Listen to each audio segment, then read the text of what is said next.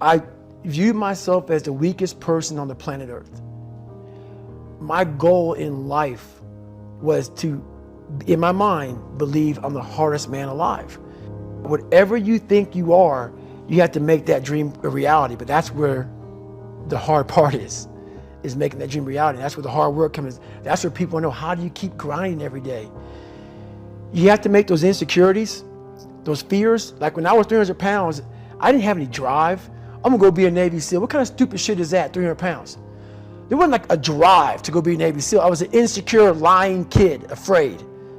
I had to look at my insecurities and in my fear and find drive in that. We're all looking for passion.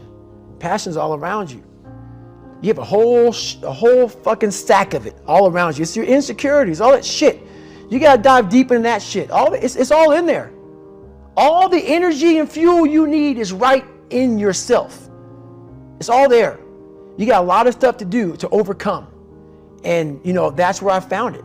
I found it right there in my own insecurities. I found drive in my own insecurities. And that's the most powerful thing in the world. When you can find drive in your own doubt, fear, insecurities, you become very unstoppable. I believe in a higher power. Don't know the name, don't know where it's coming from. But I believe that this power, let's say it's a man up there or a woman, whatever, and they have a chart. And when you're born, they say David Goggins, born February 17th, 1975 at 6 a.m. They write the chart down because they can see everything. They know exactly where you're fucking supposed to be. They know what you're supposed to be. You die, you go to so-called heaven. You arrive at heaven, I'm 300 pounds. I retired as an Ecolab guy, which is okay, it's just a job, whatever.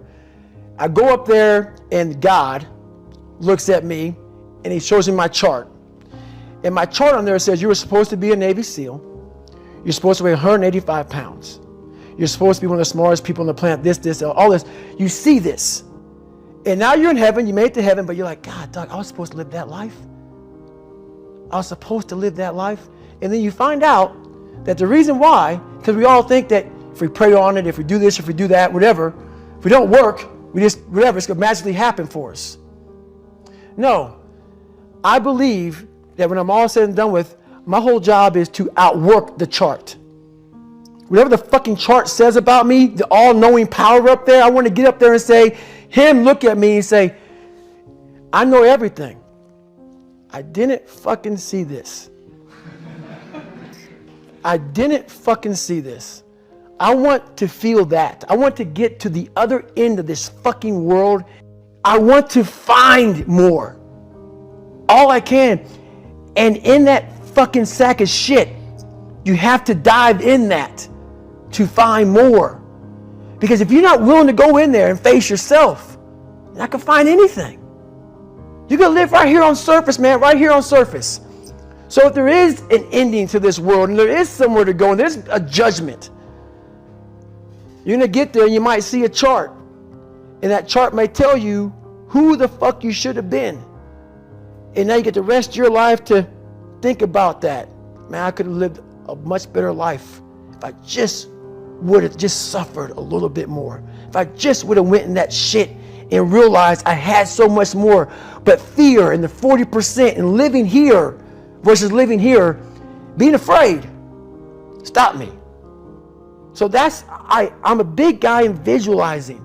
I'm a big guy in making a world. It may not exist. To me, it does. To me, it does.